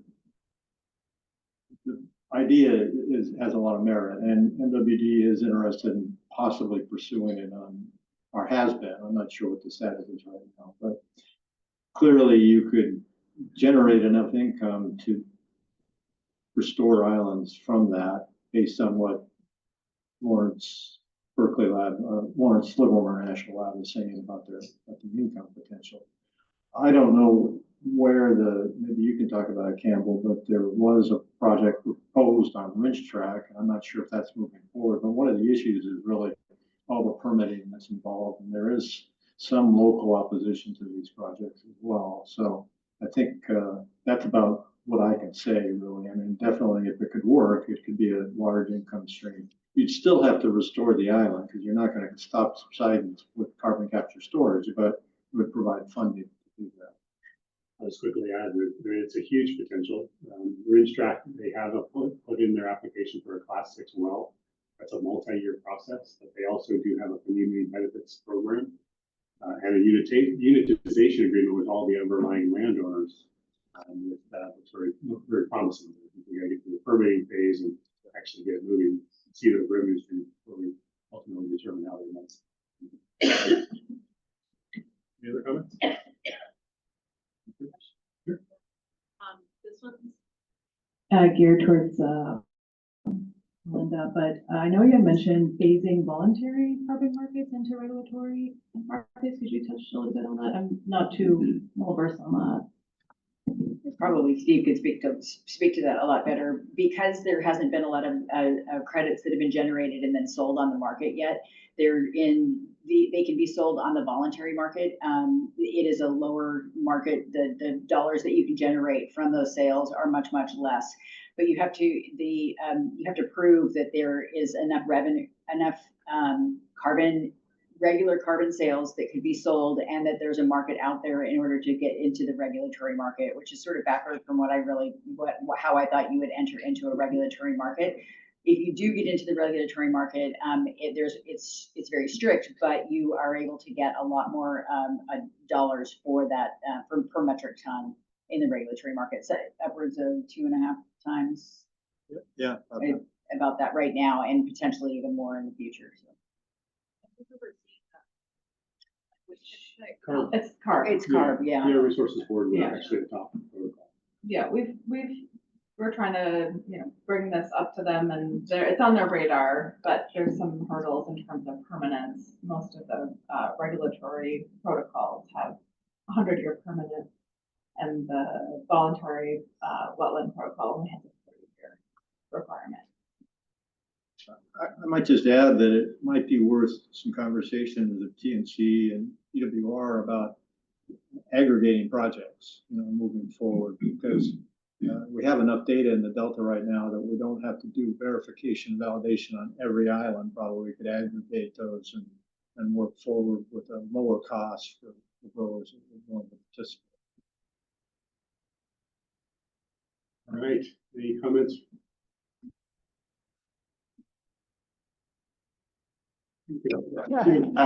So one quick thought also is I think Assembly Bill 1156 this year has kind of started an important discussion about compatibility of solar development and Williamson Act contracts. And in the Delta, I think, could we create this maybe a different nexus on a Williamson Act 2.0 to sustainability and thinking about how could a Williamson Act function to align goals of prioritization of different habitat types in different places, along with levy investments, dredging activity, stewardship of tribal, more active stewardship of the tribes on heritage lands in the Delta. And I just feel like we need to kind of get more creative as we're thinking about.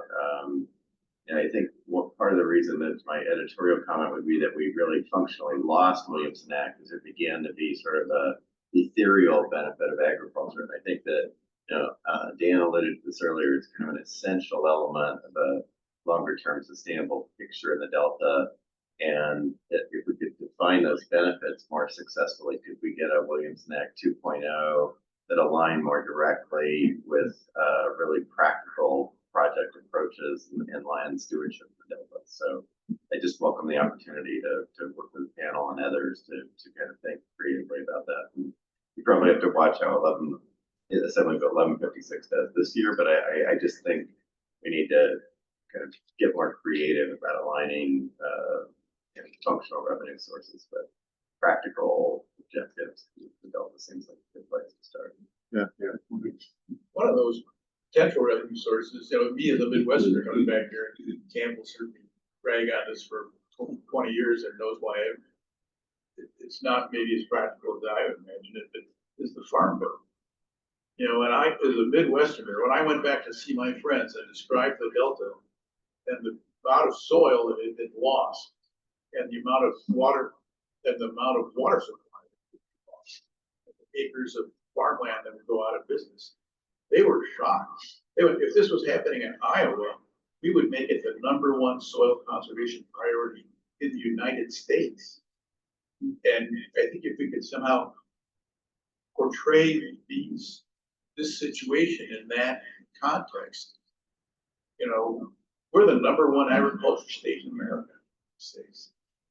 And this is the #1 threat, as great as our overdraft is. And we're getting nothing to address it. And there's reasons for that are built into all the politics. But it would be nice to be able to look at things in that context. That's an interesting perspective. Okay, do we have any comments online? No public comments on anything else in the room?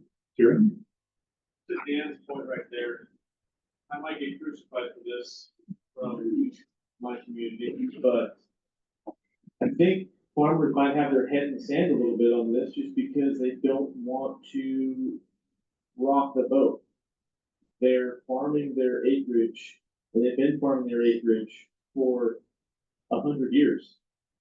And if they start saying I'm losing soil, what is the repercussions of that? Am I going to be forced to stop farming that soil? Maybe.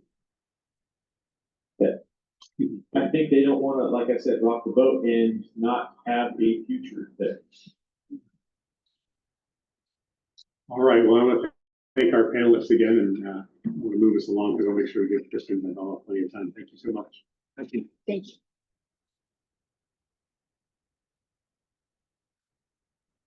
Next up is Dr. Kristen Dadbala, Research Director with the Pacific Coast and Central Valley Group at Point Blue Conservation Scientist. She described Point Blue's research and estimating potential benefits of tidal wetland restoration for Delta bird communities. This work was funded by the Department of Fish and Wildlife in Proposition 1, Delta Water Quality and Ecosystem Restoration. So welcome, Kristen. Thank you for being here and thank you for your patience. All right, thanks so much for having me. I really appreciate the invitation to be here today, and thank you all for your time. I am here on behalf of a larger team from Point Blue to share with you our approach to projecting the multiple benefits of tidal wetland restoration in the Delta and Sassoon, and also to let you know about some existing tools we've developed to understand the multiple benefits and potential trade-offs of landscape change. And also invite your input to see how we can make these tools more useful to you, to your work.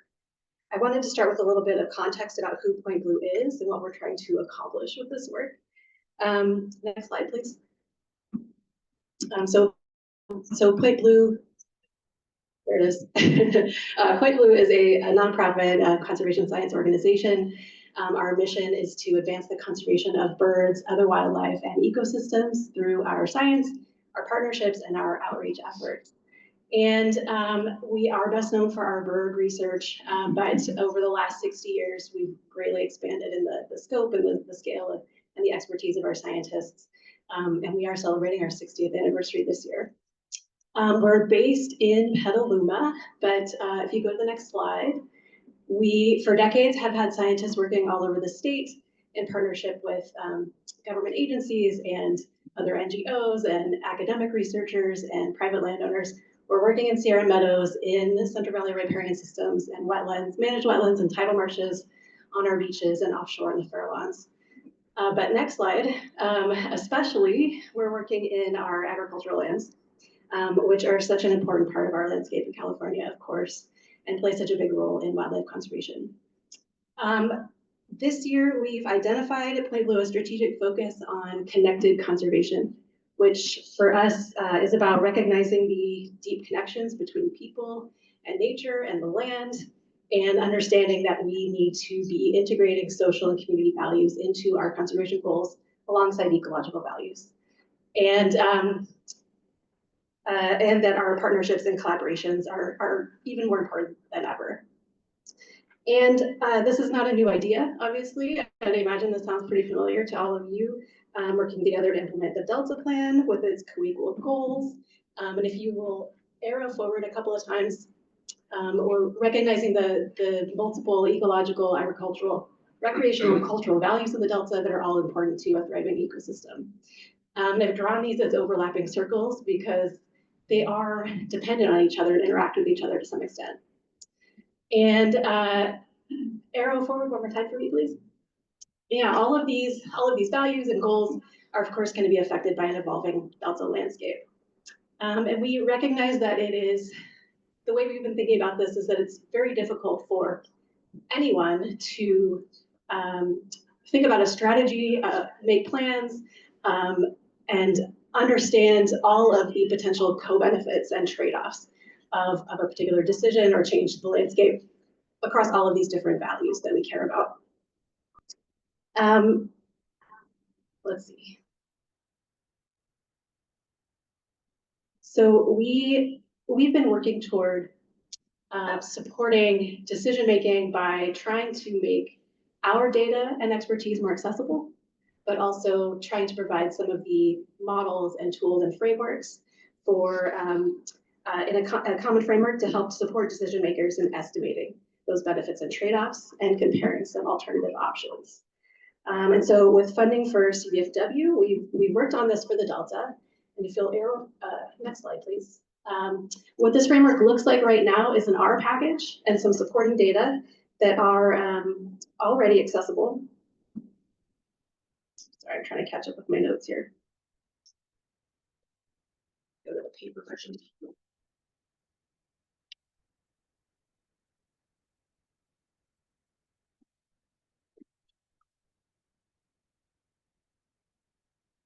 So right now what this framework looks like is an R package that is freely available to download and use and also has some links to supporting data. that are also freely available. And what this essentially does is take in a land cover map representing the delta and analyze it to estimate the magnitude of several different metrics relevant to the delta plan, and then compare the results of alternative landscapes to each other or to a baseline landscape to identify how each of these metrics might change. So for example, if you go to the next slide, in an earlier phase of this work, we started with a baseline land cover map of the delta, and we worked with partners to develop a few fairly simple alternative landscapes we wanted to explore to help us understand the effects of different drivers of landscape change. So alternative 1 represents a habitat restoration scenario, which reflects meeting the Delta Plan objectives, but only for riparian vegetation and non-tidal wetlands. And I'll explain more in a minute why that is. Alternative 2 reflects a continued expansion of perennial crops in the Delta based on some recent rates of crop conversions, and assuming those rates continue for some time. And then alternative 3 represents a combination of those two other scenarios, so that we could look at each of these drivers independently and then in combination. And I want to emphasize that these are not in any way optimized scenarios or proposed scenarios of where these changes should happen, but rather meant to represent how much change could happen and some plausible locations where those changes could happen. And so that the idea is that we can overlay these changes on top of the baseline landscape and then estimate effects on local benefits of interest. Next slide, please. So we identified in this first phase 4 categories of benefits relevant to Delta Plan goals. And again, shown as overlapping circles, because these are depending on and affecting each other to some extent. And then within each of these broader categories, we identified multiple metrics for which we knew data already existed that we could fold into this initial phase of our framework. So biodiversity support was represented by suitable habitat for several different groups of bird species. Agricultural livelihoods included both gross production value and the number of ag jobs and their average wages. Climate change resilience with a qualitative score representing the ability of different land cover types to tolerate heat, drought, or flood events, extreme events. And then also the overall diversity of land cover types across the landscape. And then water quality was primarily represented as the risk to water quality from pesticide application rates by land cover class in a few different categories of chemicals, and then also nitrogen loading. Next slide, please. And so in a recently published paper, this just came out in June in SFEWS, we described the development of those alternative landscapes, the development of all of these different metrics, all of the data underlying them, and then estimated in a quantitative way the magnitude and direction of change that we expect, that we would expect across each of those alternative landscapes. This table is not in the paper, but I wanted to, just for the presentation today, summarize kind of the high level direction and magnitude of change. So the positive changes, the benefits, are shown in blue, and the decreases or negative changes, are the trade-offs, are shown in orange. So just to walk you through this, our habitat restoration scenario, we found significant benefits in biodiversity support, as you would hope, and really not much in the way of trade-offs across our other categories. And in part, I think that's because the extent of the restoration footprint is a relatively small percent of the total landscape. Under alternative 2, we saw some benefits to agricultural livelihoods with some trade-offs expected in terms of water quality and climate change resilience. And then in alternative 3, with combining these two drivers, we get benefits to both agricultural livelihoods and biodiversity support, but just smaller in magnitude than when they were separated from each other. Okay, next, let's see. Oh, sorry, go back one more. What this showed us was a couple of different things. One was that these different drivers of landscape change are interacting with each other. And so in a future with a lot more perennial crop expansion, for example, you might need to restore more acres of habitat to get the same biodiversity support benefits, or else be really strategic about where you're putting those acres. What this also showed us was kind of a proof of concept that we could bring together a bunch of different kinds of data and models into this common framework and estimate the multiple benefits and trade-offs and gain insights that are relevant to planning and decision making. So this was a great start, but from the beginning, we've been thinking of this really as a phase one, establishing the foundations of this framework, demonstrating how it works, and then seeking input on how to make it better. What else should it include? What other scenarios should we be looking at? And so throughout this initial phase, with everyone we talked to, it was clear that a priority for phase two, and you can go to the next slide, was to address tidal wetland restoration and also extending this framework to include Sassoon Marsh. And we know, as we've heard already today, about the extensive tidal wetland loss in the Delta and Sassoon and all of the benefits that they provide. And the only reason we didn't include them in phase one is that we really built that project concept around existing data we already had. And we knew we didn't quite have enough of the recent bird survey data we needed to be able to treat them in the same way that we were able to do for the riparian vegetation and non-tidal wetlands. And so we didn't want to risk underrepresenting biodiversity support benefits of tidal marsh relative to these other kinds of restoration. So in phase two, we've sought to remedy that. Next slide. And we have been doing point count surveys, repeating some historic surveys that Point Blue has been doing for decades. Also revisiting some older sites that we hadn't in a while. Collecting data in some new strategic locations to make sure that we had data from a wide range of tidal marsh conditions throughout the study area. And then we also deployed some automated recording units at a subset of these locations so that we could collect thousands of hours of audio and increase our chances of detecting some less common and more difficult to detect species. And then in addition to that, we've reached out to lots of partners who've helped us and have shared additional secretive marsh bird survey data collected by CWW and USGS, and additional point count surveys conducted by DWR and the UC Davis Museum of Wildlife and Fish Biology. And next slide. In this phase, we're focusing on 7 bird species that use tidal wetland habitat, 3 secretive marsh bird species, and 4 songbird species. The black rail is a state threatened species. Least bittern, common yellow-throat song sparrow, and yellow-breasted chat are all species of special concern. Marsh wren and the American bittern don't have special conservation status per se, but they are closely associated with wetland habitat. And next slide. So what we're working on now is developing and refining habitat suitability models for each of these focal species based on all of these recent bird surveys. These are rough draft results, just to give you a sense of where we're headed with this. The idea is to use these models to project relative habitat suitability across the landscape. And then next slide. We've also been working on finalizing the alternative landscapes or scenarios we want to analyze in this phase of the work.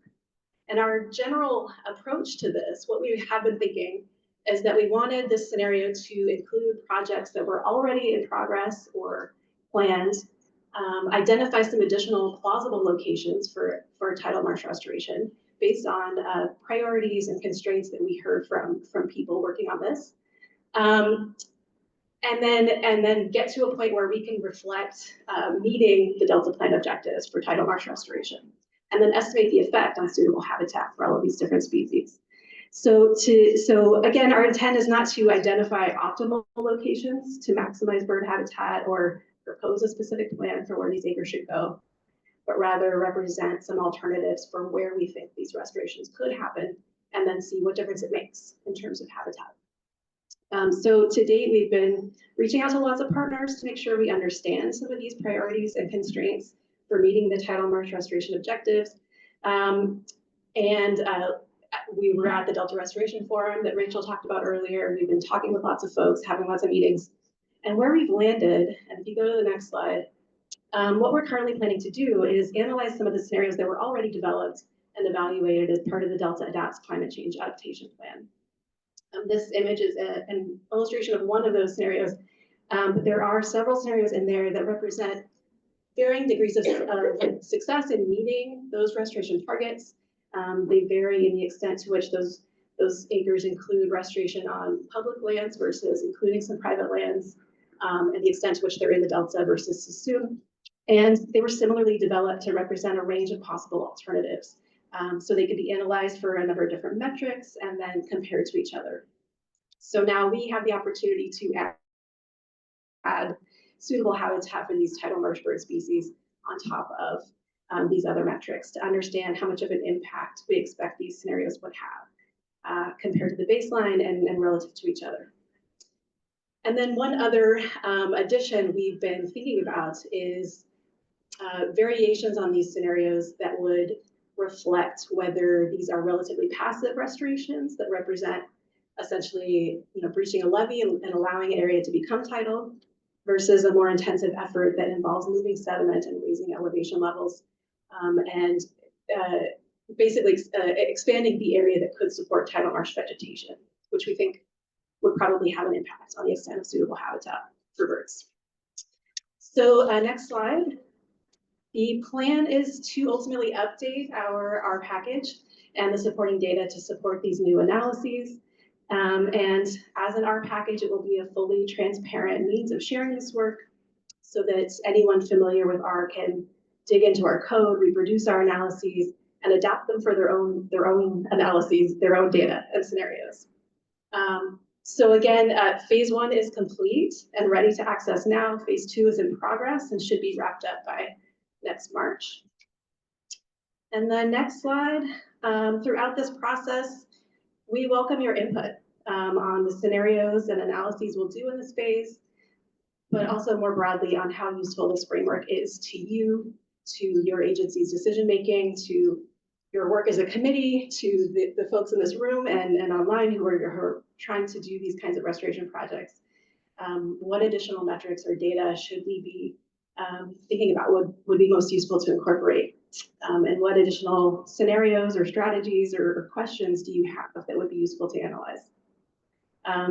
Coming back to that idea of connected conservation, the intent with all of this work is really to make it easier for all of us to collaborate, to make it easier for scientists to see and access our data and models, and likewise share their models and data into this common framework, so that we can make it easier to analyze different scenarios across all of these metrics, and ultimately communicate the results with local communities, with land managers, other decision makers, so we can all understand the multiple benefits and possible trade-offs of different decisions. Get on the same page a little bit.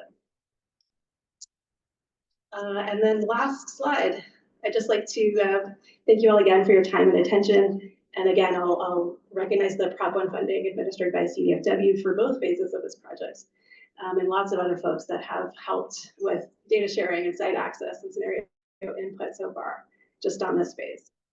That's it, I'll stop there. Great, thank you so much, Kristen. Really great to get that overview and better understand how bird communities are affected by tidal restoration.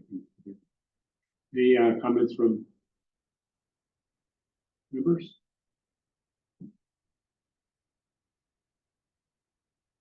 Anybody online? Anybody in the room? Nobody online.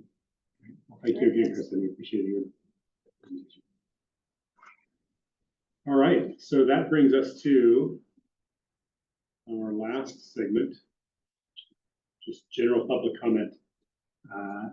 Anything that folks would like to discuss further, or other ideas, thoughts?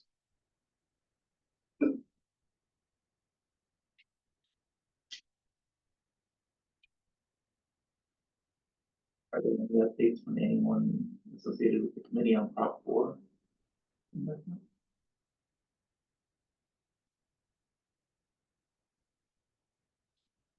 I provided a little bit of overview of our expectations. Open solicitation in early September.